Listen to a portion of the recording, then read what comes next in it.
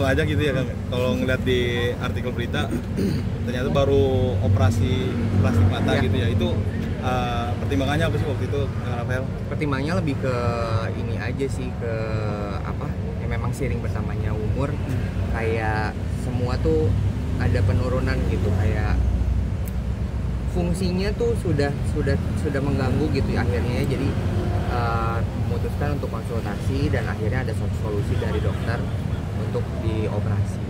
Operasinya di Korea Di langsung? Korea. Dan berarti konsultasinya sama dokter di sana Sama juga? dokter Korea semua. Mengganggunya mungkin awalnya seperti apa, Bang Rafael? Kan mata saya tuh memang basicnya udah sipit, Ya. terus tambah berumur tambah turun. Jadi kalau misalnya berkegiatan tuh aku harus berusaha ngebeloin mata tuh pakai otot jidat tuh lumayan capek. Jadi bisa diatasinya dengan operasi plastik.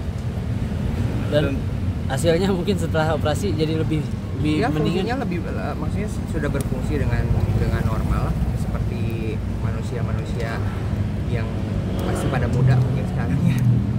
Tindakannya waktu itu mungkin apa tuh Kang? Maksudnya ada yang Namanya ditarik atau ada yang disobek? Iya, jadi kalau aku tuh mensiasatinya dokternya karena aku nggak mau operasi matanya, tapi supaya jarak mata dan alisnya itu naik gitu, ketarik, jadi yang di operasinya jidat gitu, jadi bukan mata.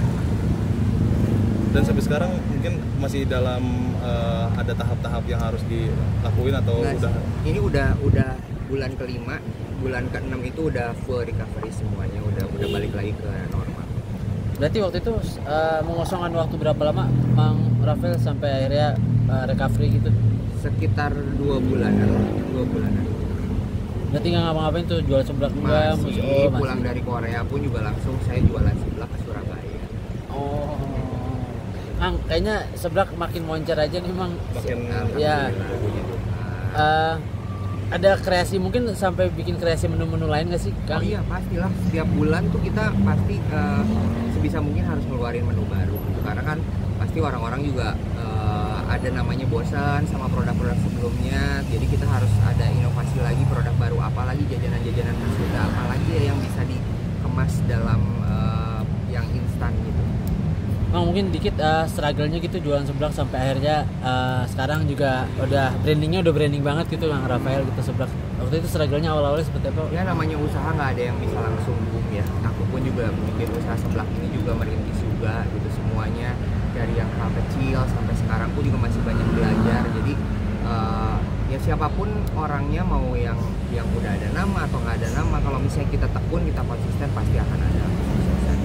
Tapi dulu tuh pernah terpikirkan nggak sih Kang, maksudnya ketika meledak sebagai anggota boyband terus akhirnya redup sampai harus berbisnis sendiri dengan nama sendiri, terus akhirnya bisnisnya juga sekarang langit gitu kan?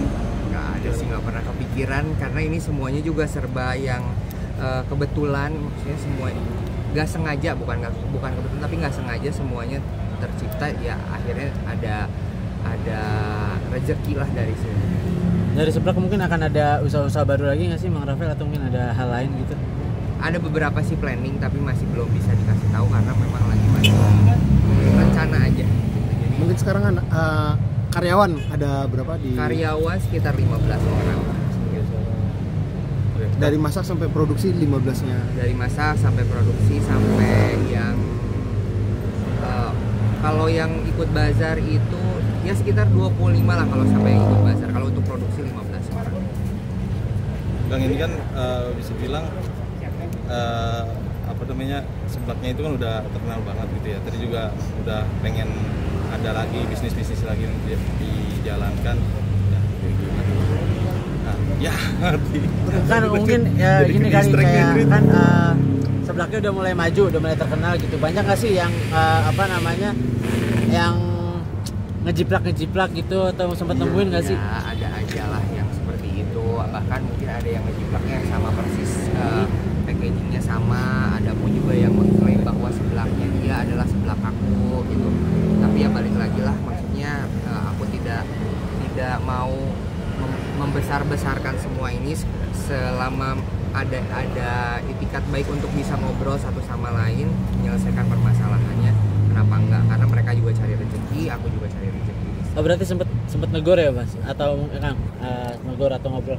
Iya, sempat ada omongan juga karena kan memang karena itu dampaknya jadinya ke nama baik ya sebenarnya, karena ada beberapa komplainan dari produk orang lain tapi komplainnya ke aku. Jadi aku harus ngomong dan ternyata ditanggapi baik sama pihak yang sebelah dan akhirnya udah.